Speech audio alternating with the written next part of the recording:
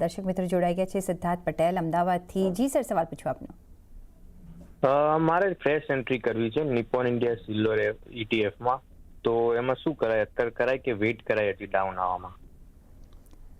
જી હા, તો ગૌરવ, ઇફ તમે જો આના પર લાઇટ મૂકી શકો તો, કારણ કે અત્યારના આપણે જે જીઓપોલિટિકલ ટેન્શન્સ જોઈ રહ્યા છીએ, પણ ગઈકાલે આપણે એમ પણ જોયું કે સિલ્વર અને ગોલ્ડના પ્રાઇસીસમાં એક ઘટાડો આવ્યો છે, એક કોન્ટ્રાડિક્ટરી છે. પણ શું કરવાનું? સિલ્વર ETFમાં હજી પણ આપણે એન્ટ્રી કરવી હોય તો કરાય?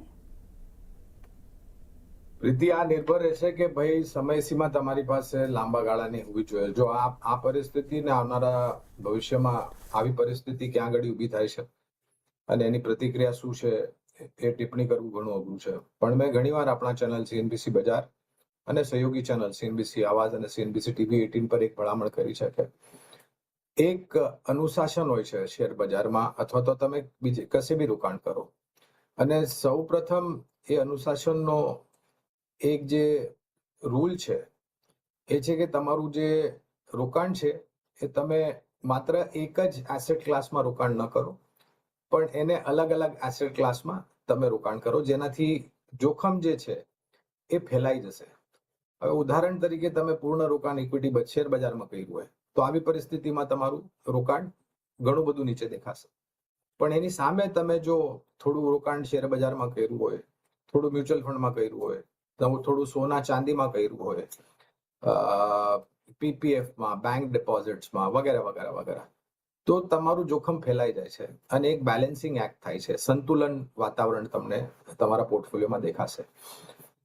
સિલ્વર અને ગોલ્ડ ETFમાં, સિલ્વર અને ગોલ્ડમાં મેં ઘણીવાર ટિપ્પણી કરી છે કે તમારી પાસે ઉદાહરણ તરીકે જો 100 રૂપિયા હોય તો અનુશાસન, ડિસિપ્લિનને ધ્યાનમાં રાખતા તમારી ઉંમર, તમારી રોકાણની સમયસીમા અને તમારી જોખમ ઝેલવાની ક્ષમતા, આ 3 વસ્તુને ધ્યાનમાં રાખીને ઓછામાં ઓછું એ 100 રૂપિયામાંથી 15 થી 20 રૂપિયા તમે સોના ચાંદી રિલેટેડ એસેટ ક્લાસમાં રોકાણ કરો. હવે ત્યાં આગળ અલગ અલગ પ્રકાર છે.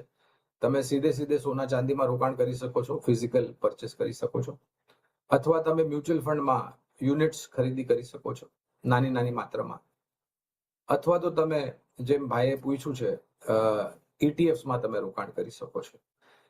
ગોલ્ડ માટે એક બીજો એસેટ અવેલેબલ છે, એ છે સરકાર તરફથી ઇસ્યુ થવાવાળા ગોલ્ડ સોવરેન બોન્ડ્સ. પણ એક માત્ર વિનંતી છે કે સોના અને ચાંદીમાં તમે રોકાણ કરો તો એની તુલના, એનું કમ્પેરિઝન તમે ઇક્વિટી શેર બજારમાં રિટર્ન મળે છે એની સાથે ન કરો, કારણ કે આ બંને અલગ અલગ એસેટ ક્લાસીસ છે. અને જ્યારે બી તમે સોના ચાંદીમાં રોકાણ કરો તો મારા મતે 3, 4, 5 વર્ષ અથવા તો એની વધુની સમયસીમા હોવી જોઈએ. અને અહીંયા બી હું એ જ કહીશ કે તમારી પાસે જે રોકાણ લાયક મૂડી હોય, નાની નાની માત્રામાં શરૂઆત કરો અને ઘટાડે તમે જોડતા જાઓ. ઘટાડો બહુ આવે, હવે આજે તમે 4 લાખના ભાવથી લગભગ 2-2.5 લાખ રૂપિયાનો ભાવ જોયો ચાંદીનો, અને એ જ રીતે સોનામાં આપણે નીચલી સપાટી જોઈ, તો મારા મતે એક તક છે કે તમે કોઈ આ જે માધ્યમ મેં કીધા, આઈધર ગોલ્ડ ETFs અથવા તો ગોલ્ડ મ્યુચ્યુઅલ ફંડ, એમાં તમે ધીરે ધીરે કરીને તમારું રોકાણ કરી શકો છો. એક માત્ર વિનંતી છે, આજકાલ પ્રીતિ આ સાવધાનીની વાત કરી રહ્યું છું, ચેતવણીની વાત કરું છું. ડિજિટલ ગોલ્ડ નામક નવું એક પ્રાણી આવી ગયું છે.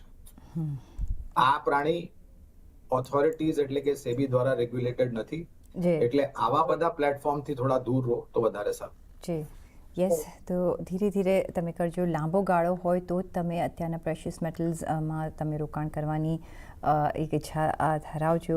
અને યસ, ડિજિટલ બેઝ પર અહીંયા કરતાં નહીં, કારણ કે તમને ખબર નહીં પડે કે કયા જેન્યુઅન છે કયા નહીં. તો જે નોન સિલ્વર ETFs છે એમાં તમે જરૂરથી ધ્યાન રાખી શકો છો અને ધીરે ધીરે અહીંયા એન્ટ્રી કરી શકો છો લાંબા સમય માટે. એ સાથે જ અહીંયા